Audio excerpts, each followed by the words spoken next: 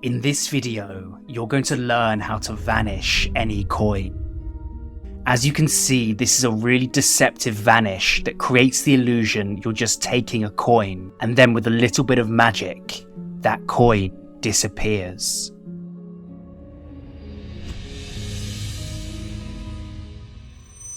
So this is called the French drop vanish, and it's an absolute classic in coin magic. And it's just the sort of thing you do all the time on a daily basis. You know, you might be with your mates, you've got a coin, you just take it, you give it to them, and boosh, it's gone.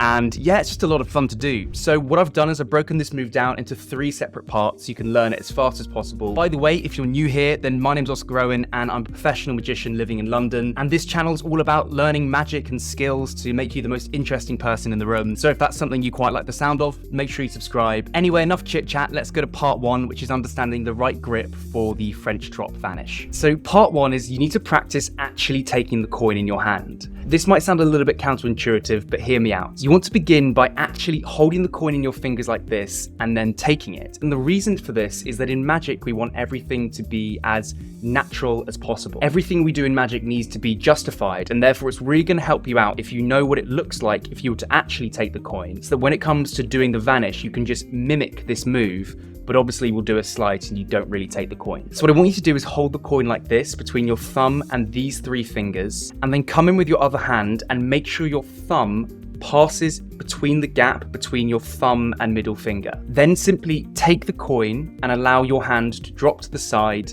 and just keep doing this over and over again and get really used to what it would be like if you genuinely take this coin. You might want to film yourself doing this or just do it in front of a mirror, and once you're comfortable with this, move on to part 2. So part 2 is learning the sleight. So now you know what it's like to actually take the coin in your hand. We need to mimic this move, but obviously we don't want to really take the coin. So I'm going to break down the sleight for you right now, but just remember this is something that's going to take a little bit of practice, so make sure you stay until the end because I'm going to be giving you some tips on how you can learn this move way faster. Awesome, so part 2 is learning the sleight. And to begin with, I just want to show you an exposed view of what the French drop looks like. So you're holding the coin, you pretend to take it, and really the coin is stolen away in this hand, and then you vanish the coin. So it's very simple. You're obviously just not taking the coin in this hand here. The coin remains in your other hand. So how do we do this? Well, the first thing you want to do is hold the coin in this position here. So it's resting against your thumb, your middle finger, like this. They're the ones really holding the coin. And then your ring finger and first finger sort of just sit next to it to support the coin. Then what's going to happen is your hand needs to not be this way around or this way around, but these fingers need to be facing the ground. Now what I want you to do is just forget about this hand for a second and just practice releasing your thumb. And you'll notice that the coin will just fall into your hand. So just isolate this move to begin with and do it over and over again. You hold the coin between the tips of your thumb and middle finger, and then you just move your thumb upwards slightly, and you see that the coin falls into the palm of your other hand. That's all this sleight is, because the rest of it is exactly the same as if you were actually taking the coin. But what happens is your hand gets here, you drop the coin, pretend to take it, and it obviously vanishes.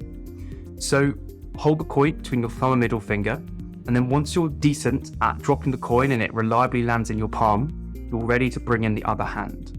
So your thumb comes under through this gap here as if you were taking it, and then when your fingers cover up the coin, meaning your spectators can no longer see the coin from their point of view, and that's very easy to know because your finger's going to be completely over it, you very simply release your thumb, the coin falls into your hand, and then you continue to take the coin, and the spectators will believe that it's in this hand here.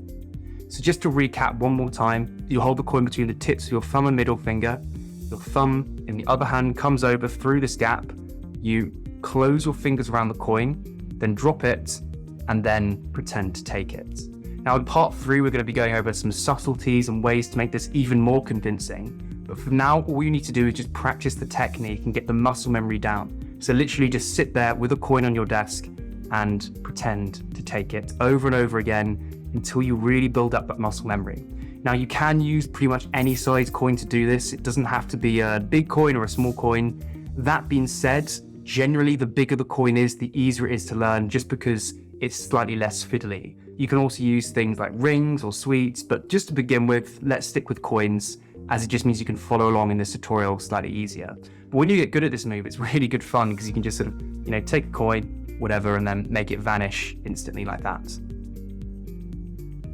So part 3 is adding in the subtle sleights to really take this effect to the next level. Because if you just do this, you've got a coin and you just take it and say, oh, it's gone. No one's going to believe you. Everyone's going to look in your other hand and be like, we know where the coin is. So the way in which you take this effect to the next level and really sell the idea that you're actually taking a coin in your hand is you basically got to do a bunch of subtleties, is what we call them in magic. So I'm going to break down the most important 3 subtleties for this trick for you right now so you can just understand how this effect works even more. So the first thing that I want you to do is when you pretend to take the coin, bring the hand that they think the coin is in slightly closer to the spectator. It makes the hand almost, from their perspective, bigger, more in focus, and it's more of the center of attention, and it just brings away focus from the other hand, which has really got the coin in it. So you want to take the coin, do the French drop vanish, and then you just want to move your hand slightly closer to the spectator. You don't want to punch them in the face. You don't want to, be like, oh, look, the coin's over here. Just very subtly move this hand slightly closer to the spectator.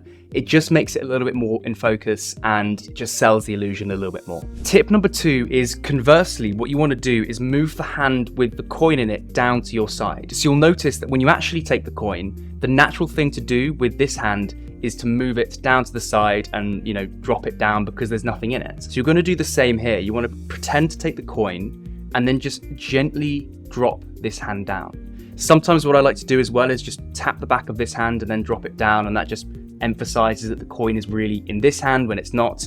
But the second tip is the hand which actually does have the coin in it basically needs to leave the frame of view from the spectator.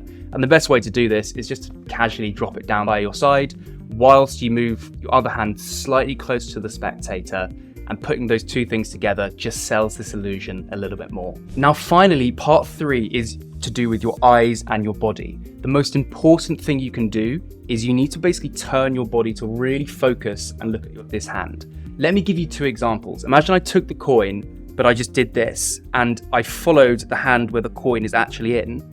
It's really obvious that the coin is not in the hand that you're claiming it to be in. So what you need to do is pretend to take the coin, and then all your focus needs to be on this hand. So you turn your body, you look at this hand, you really inspect it, and then you can make the coin vanish or continue to do what you're going to do. So when it comes to practicing the French drop, what you want to do is just really isolate the sleight where your hand knocks the coin away and then you pretend to take it. So you've got to really focus on that and keep doing it, not until you get it right, but basically until you can't get it wrong. That's the sort of mantra I quite like to use when practicing magic. You've got to be able to do these things consistently, because when you're in a performance, you only get one shot at actually pulling off this sleight. What I would do is I'd sit down and just spend half an hour right now, or slot out half an hour in the future, just doing the sleight over and over again, just knocking the coin away. And once you've done that, you'll actually probably get this move much faster than you think, because it's not too complex. Everything is the same as if you were actually taking a coin, apart from the fact you just secretly drop it in the last second. So there's no really hard moves to learn here. So I would say if you just dedicate half an hour of your time to really learning this move,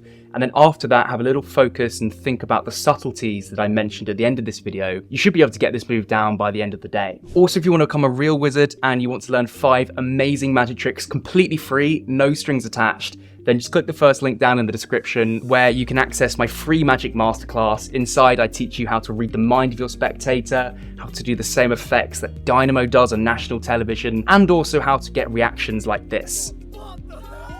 So just click the first link down in the description, sign up to my free magic masterclass, and I'll see you in the next video.